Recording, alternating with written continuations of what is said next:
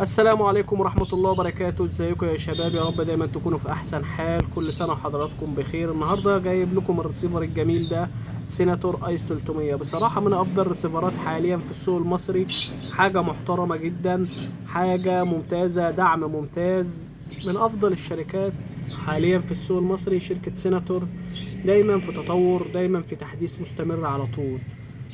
للناس اللي بتدور على رسيفر، والناس اللي بتحب الكوره، عايز تتفرج على ماتشات بين سبورت، عايزه تتفرج على حاجه وتكون سريعه وبجوده تكون كويسه وحاجه محترمه، جايب لكم الرسيفر النهارده سيناتور ايس 300. حاجه ممتازه جدا بصراحه، من افضل الرسيفرات حاليا في السوق المصري. تعالى كده حضراتكم افرجكم على الرسيفر.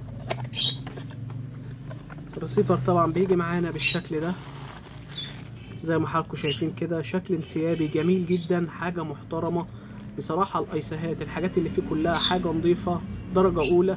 بيدعم معانا المدخل اتش دي، بيجي معانا بيشتغل معانا على التلفزيون العادي وعلى الشاشه. وطبعا عامل لك يو اس بي عشان حضرتك لو عايز معاك فلاشه تشغل على الفرح، تشغل اي حاجه تشغلها عادي. واي مسلسلات رمضان، اي حاجه بتكون نازله على طول، تحديث مستمر اول باول على طول على الرسيفر.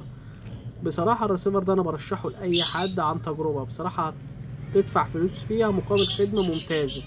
شركه سيناتور طبعا انت تشتري الرسيفر وانت مغمض. وبيجي معانا طبعا بريموت بلوتوز، وطبعا عامل لك الزرار الجميله ديت عشان حضرتك لو الريموت بتاعه حصل له حاجه بالليل ولا حاجه وانت مش عارف تقلب، ممكن تقلب من الزرار ديت. وطبعا اي حد محتاج الرسيفر يتواصل معايا في الكومنتات، وباذن الله نقدر نبعت له الرسيفر. وما تنساش تصلي على النبي. السلام عليكم.